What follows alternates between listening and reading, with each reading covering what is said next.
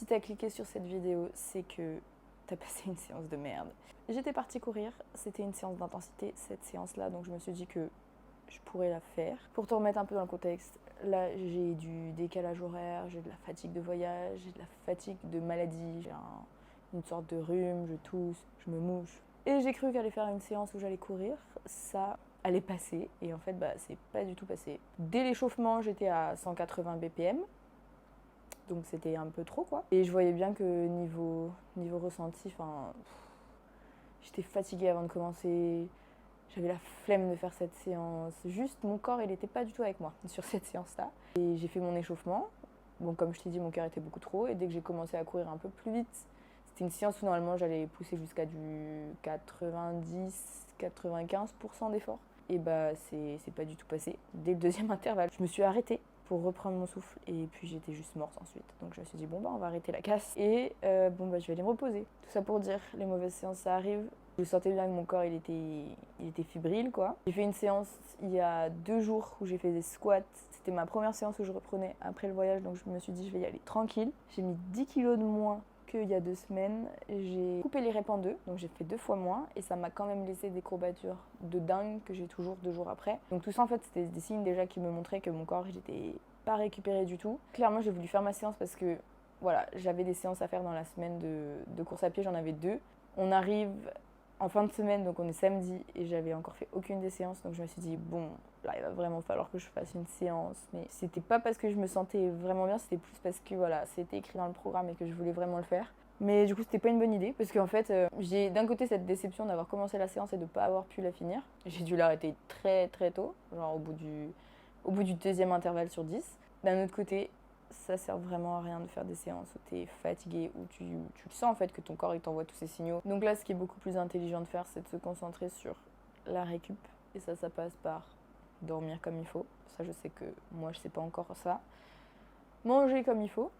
Si tu manges pas assez, clairement, tu creuses ton déficit, et à un moment donné, ton corps il va juste plus avoir assez d'énergie pour faire ce que tu lui demandes. Il y a aussi l'hydratation qui est hyper importante. Surtout là, moi, dans mon cas, je suis arrivée dans un pays il fait chaud. Il y a eu toute la déshydratation pendant le voyage. Je pense que ça joue là-dessus aussi, donc là je vais vraiment y faire très attention. Boire de l'eau, mais de l'eau avec tes électrolytes, parce que boire de l'eau pour boire de l'eau, ça va pas t'hydrater pareil. Dernière chose, bouger, ça va faire du bien. Donc bouger, si tu peux pas faire de séance, va marcher.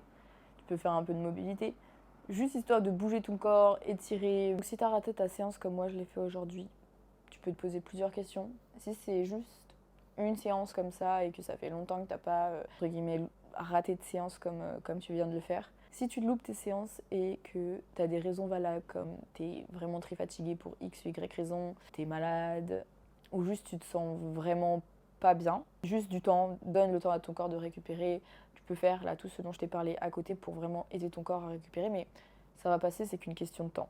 Si tu foires tes séances un peu plus régulièrement, là tu vas pouvoir te poser la question de ce que tu fais à l'entraînement. Peut-être que tu t'entraînes trop, peut-être que ton programme il épuise trop ton corps sans qu'il le laisse récupérer. Parce que c'est ça aussi qui est hyper important, c'est que quand tu suis un programme, il faut bien partir du principe que quand tu fais ton entraînement, c'est comme si tu étais à table et que tu mangeais. Quand tu récupères, ton corps il est en train de digérer cet entraînement-là.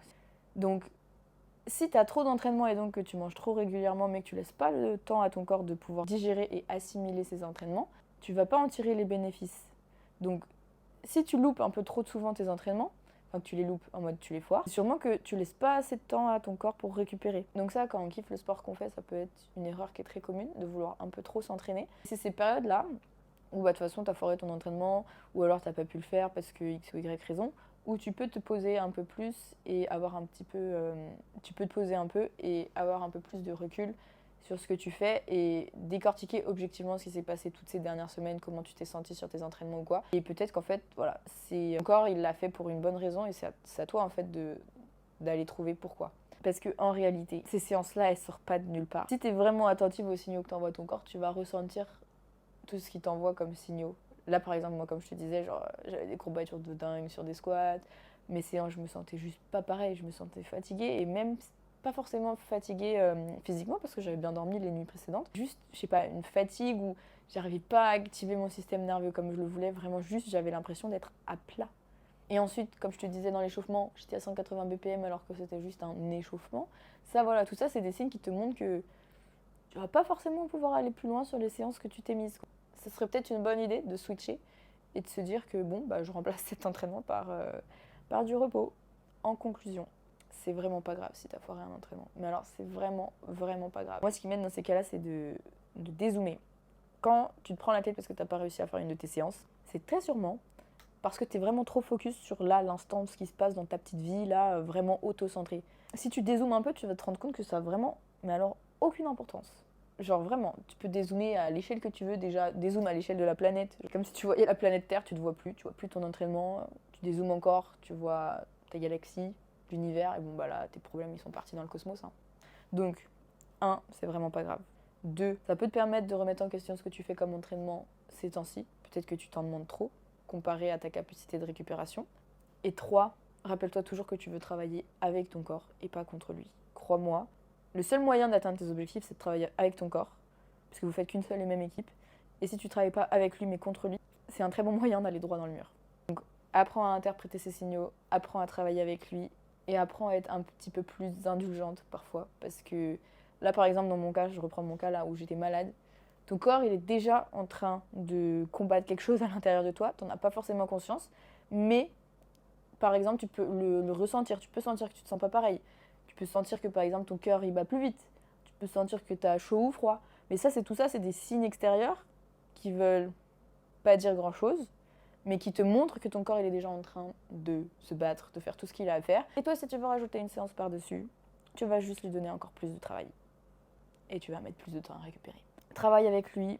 Ton corps et toi, vous êtes dans une seule et même équipe. Ton corps, il veut que tu atteignes tes objectifs. C'est juste qu'il va falloir lui laisser un peu de temps pour qu'il puisse assimiler tous ses entraînements et tout ce que tu lui demandes.